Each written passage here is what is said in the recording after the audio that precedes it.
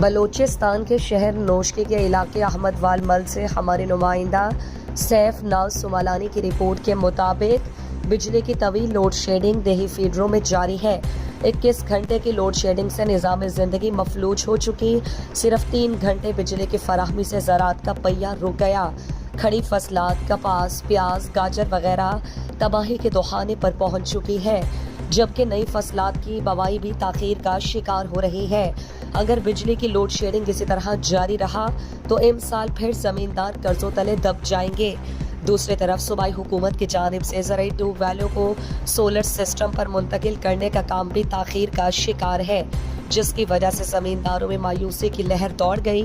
صوبائی حکومت سنجیدگی کا مظاہرہ کرتے ہوئے زرعی ٹیوب ویلوں کو فوری سولر سسٹم پر منتقل کرے تاکہ زراعت ترقی کرے اور زمیندار طبقے کو لوڈ شیڈنگ سے نجات مل سکے۔